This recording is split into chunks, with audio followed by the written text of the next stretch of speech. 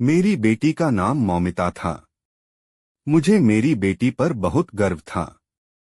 मेरी बेटी मेरे घर की खुशी थी, लक्ष्मी थी, और वह बहुत ही खूबसूरत थी। जब उसने मुझसे कहा कि मैं डॉक्टर बनना चाहती हूं तो मैंने उसे नहीं रोका। आखिर मैं उसे क्यों रोकता? मैं भी चाहता था कि वह डॉक्टर बने और लोगों की मदद करें। लेकिन हम गरीब थे। मेरी बेटी पढ़ने लिखने में बहुत ही अच्छी थी। उसने हर सब्जेक्ट में उसके बहुत ही अच्छे नंबर आते थे। हाई स्कूल में उसके 90% और इंटर में उसके 89% नंबर थे। मैं दर्जी का काम करता था और हमने उसे बहुत ही मेहनत करके पढ़ाया था। उसने जी और मेडिकल दोनों में सफलता प्राप्त की। उसने एमबीबीएस चुना और 2 सरकारी मेडिकल कॉलेजों में कोर्स के लिए क्वालिफाई किया। आखिरकार उसने कल्याणी में JNM मेडिकल कॉलेज अस्पताल को चुना। जब उसने पीजी करने का फैसला किया तो उसने 2 मेडिकल कॉलेजों में क्वालिफाई किया और आरजी कर को चुना। हम लोगों ने उसे बड़ी गरीबी की हालत में पढ़ाकर डॉक्टर बनाया था। अभी उसके हाउस जॉब के दिन थे, यानी कि वह इसके बाद पूरी तरह से डॉक्टर बन चुकी थी। वह अपना स्वयं का क्लिनिक भी खोल सकती थी, लेकिन वह अभी नई डॉक्टरों की सूची में थी। इसलिए नए डॉक्टरों को बहुत ही ज्यादा मेहनत का काम दिया जाता है, जैसे कि नाइट ड्यूटी वगैरह। सब जानते हैं कि रात को जागना बड़ा ही मुश्किल काम होता है। जब उसने मुझसे कहा कि मेरी नाइट ड्यूटी है, तब मैं थोड़ा परेशान हो गया। मैंने कहा, बेटी, जब तक तू घर नहीं आएगी तब तक मैं परेशान रहूंगा। वह मेरी इकलौती बेटी थी। मेरे 2 बेटे थे, लेकिन जो प्यार मुझे बेटी से मिला वह मुझे बेटों से नहीं मिला। मेरे घर में उसकी बुआ भी रहती थी और वह भी उससे बहुत प्यार करती थी। उसने कहा, मैं ड्यूटी बदलवा नहीं सकती, ऊपर से आर्डर आया है। आप परेशान मत होना, और मैं अस्पताल में अकेले थोड़ी ही होती हूँ, और भी लोग तो होते हैं। उसने मुझे बड़े ही प्यार से समझाया। वह बड़ी ही जिम्मेदार थी। डॉक्टर के पास कहाँ टाइम होता है कि वह एक गिलास पानी भी पी सके, खास करके नाइट में ड्यूटी करने वाले डॉक्टर तो बहुत ही बिजी रहते हैं। वह रोज मुझे फोन करती थी, पर आज उसका फोन नहीं आया। मैंने कॉल किया तो बेल तो जा रही थी, लेकिन कोई उठा नहीं रहा था। मुझे बहुत ही चिंता होने लगी। मेरा दिल कांपने लगा कि न जाने क्या हो गया मेरी बेटी को। जिस हाल में मेरे घर लाया जाएगा वह मैं ही जानता हूँ, और उसका फोन भी हमें बाद में नहीं दिया गया। उसकी एक दोस्त थी, उसने मुझे बताया कि ममता की तरफ से मुझे एक वीडियो मिला है। जब हमारे घर आई तो मैंने उसे वीडियो को देखा। जैसे ही मैंने उसे वीडियो को देखा मेरे तो होश ही उड़ गए। पूरा देश मेरी बेटी के साथ खड़ा था उसे वीडियो के अंदर। एक दिन मेरी बेटी अस्पताल से घर आई तो मुझसे बोली, पापा, मेरे एक सवाल का जवाब दोगे? मैंने बोला, क्या? पूछो। उसने कहा, मैन, अगर कुछ गलत हो रहा हो तो क्या हमें उसे रोकना चाहिए?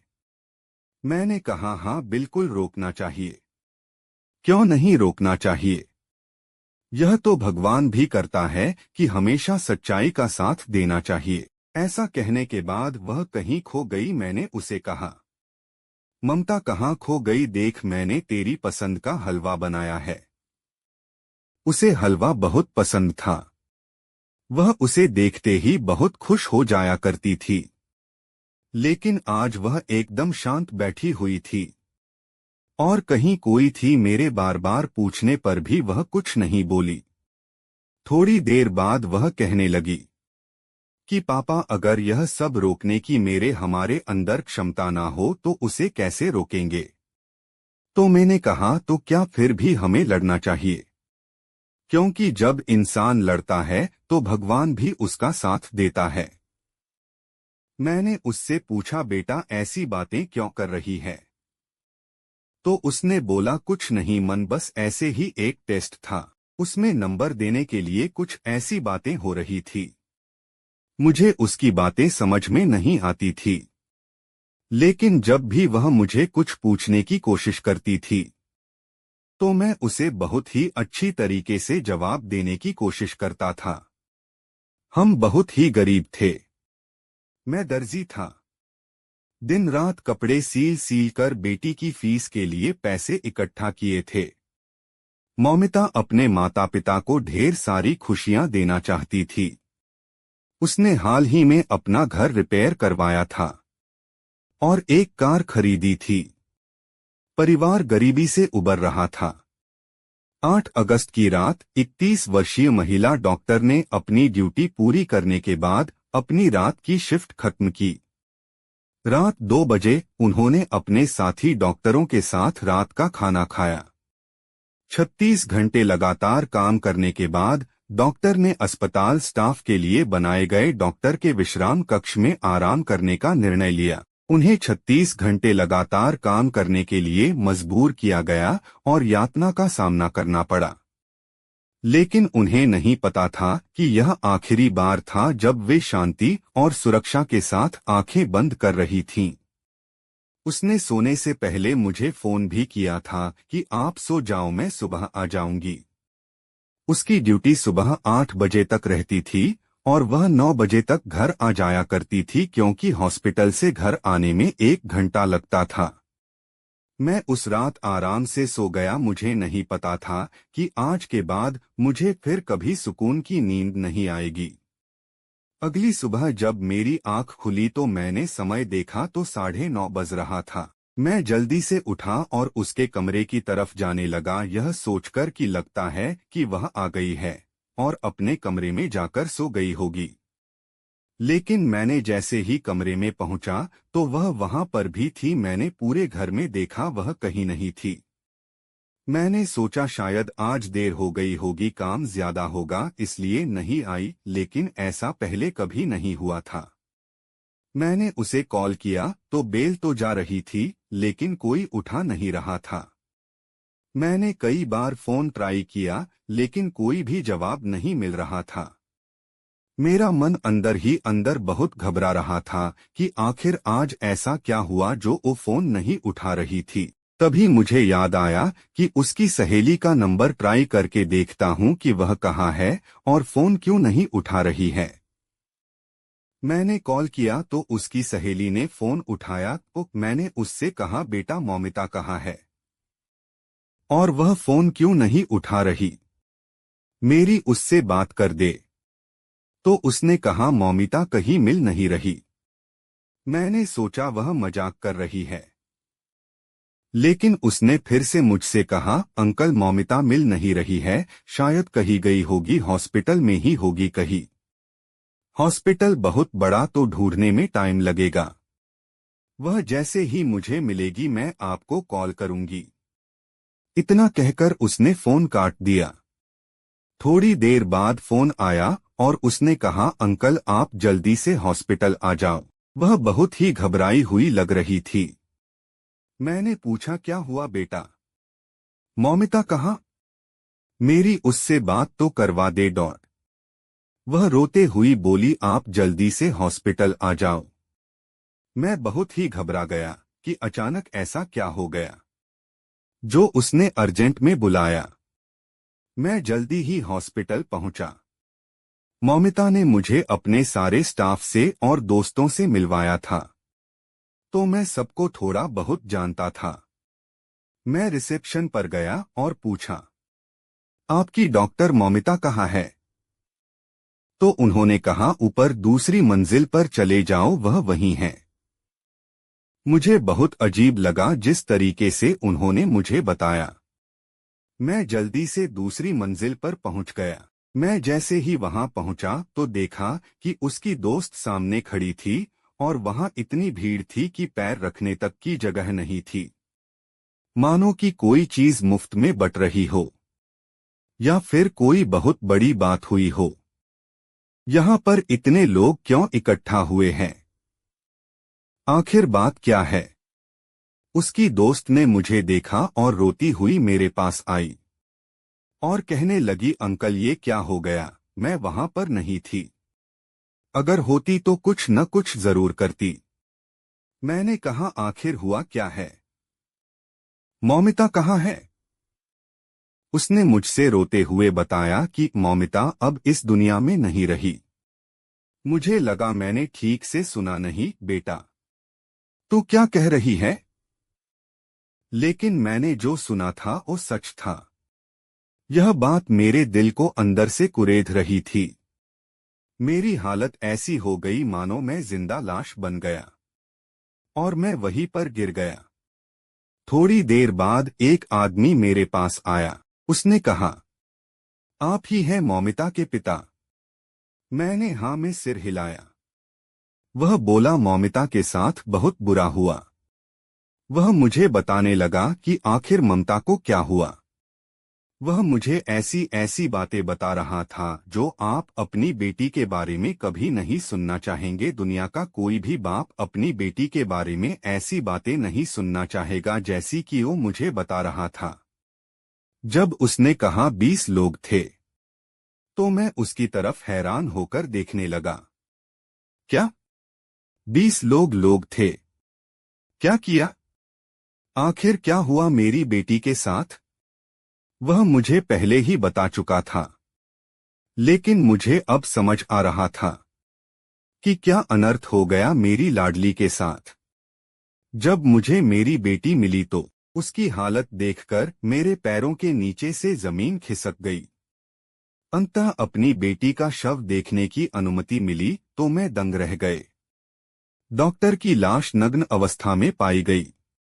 उनके पैर 90 डिग्री के कोण पर थे, जिससे गंभीर पेल्विक हड्डी की चोटें स्पष्ट थीं। मेरी बेटी के साथ डॉक्टर के विश्राम कक्ष में बलात्कार और हत्या की गई। इसके अलावा उनकी हायोइड हड्डी, गले की हड्डी टूटी हुई थी, होठों पर कट थे, पेल्विस में फ्रैक्चर जो मानव शरीर की सबसे मजबूत हड्डी है, मुंह से खून, दोनों आंखों में चोट और खून, पेट और बाएं पैर में चोटें, एक अंगूठे की हड्डी टूटी हुई थी और शरीर पर सैकड़ों कांटे के निशान थे। इतना ही नहीं, उनके पेट में भी गंभीर चोटें थीं और निजी अंगों में खून बह रहा था। उनके पैर 90 डिग्री के कोण पर पाए गए। अपराधियों की क्रूरता स्पष्ट है, क्योंकि पेल्विस मानव शरीर का सबसे मजबूत जोड़ होता है, जिसे टूटने के लिए 2000 से 10,000 न्यूटन का बल चाहिए। उनके चेहरे पर संघर्ष के संकेत भी थे, जो संभावित रूप से संदिग्ध के नाखूनों से उत्पन्न हुए थे। यह दर्शाता है कि डॉक्टर ने प्रतिरोध किया था। और फिर उनका शव सेमिनार हॉल में रखा गया। उसकी आंखों से खून बह रहा था। उसकी आंखों में चश्मा तोड़ा गया था और वो लोग बॉडी को पोस्टमार्टम के लिए लेकर चले गए। मेरी हालत ऐसी हो गई थी कि मैंने चीखना शुरू कर दिया। मेरी आवाज पूरे अस्पताल में गूंज उठी। उसकी दोस्त और वहां के स्टाफ ने मुझे संभाला। सभी लोग कहने लगे, लगता है ये ममता के पिताजी हैं। क्या बीत रही होगी बेचारे पर। कोई भी अपनी बेटी के साथ ऐसा होते हुए नहीं देख सकता। वहां के लोगों का कहना था। माला नाइट ड्यूटी पर थी। उसे एक मरीज बुलाने आया। तब हम लोगों ने भी उसे ढूंढना शुरू कर दिया। हम लोगों ने सोचा वह किसी मरीज को देख रही होगी, लेकिन सबने उसे हर जगह पर ढूंढा, वह कहीं नहीं मिली। हम लोगों ने उसकी खूब तलाश की। थोड़ी देर बाद वह हमें एक अंधेरे कमरे में ऐसी हालत में मिली थी। उसको देखने के बाद हमें लगा उसकी यह हालत करने वाले 20 लोग थे। लेकिन वह लोग कौन थे, कहां से आए थे, किसी को कुछ भी नहीं पता था। और वह अब हमारे बीच नहीं रही थी। सब लोग कह रहे थे कि उसने खुदकुशी कर ली है। लेकिन अस्पताल वालों ने हमें बहुत तंग किया। हमें उसकी बॉडी नहीं दे रहे थे और बहुत जलील किया। और वहां के लोग अजीब अजीब बातें कर रहे थे कि उसने अपने बॉयफ्रेंड को बुलाया और मामला बेकार हो गया। कोई कह रहा था उसने में 4-5 बॉयफ्रेंड को बुलाया। हॉस्पिटल वाले उसे पर इल्जाम लगाया जा रहे थे। लेकिन मैं बेटी का बाप था, मुझे सब कुछ पता था कि मेरी बेटी ऐसी नहीं थी। वहां के डॉक्टरों का कहना था कि आपकी बेटी ने आत्महत्या कर ली है।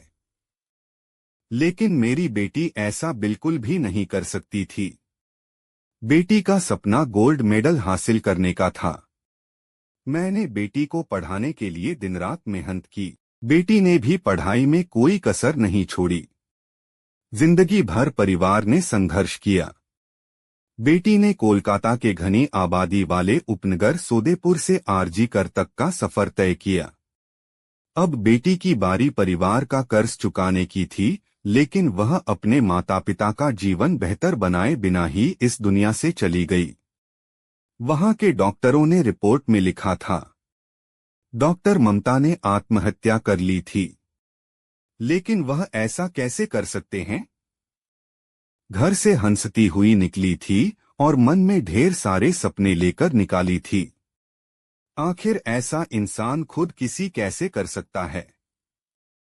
मैंने कहा, मुझे मेरी बेटी का सारा सामान, बैग, फोन वगैरह वापस दे दे। उन्होंने मुझे मेरी बेटी का सारा सामान वापस कर दिया, शिवाय फोन के। उसका सारा सामान टूटा हुआ था। उन्होंने मुझे मेरी बेटी का फोन नहीं दिया। जब मैंने कहा मुझे फोन भी दे दो, तो उन्होंने कहा कि यह सबूत के तौर पर हमारे पास रहेगा। लेकिन मैंने सोचा, जब उसने आत्महत्या ही की थी तो सबूत किसको दिखाने थी? पूरा देश उसके साथ खड़ा था कि मेरी बेटी को इंसाफ मिलना चाहिए। लेकिन क्या उसे इंसाफ से मेरी बेटी वापस आ सकती थी? 3 दिन हो गए थे, लेकिन उसका कुछ पता नहीं चला था कि उसके साथ किसने क्या किया।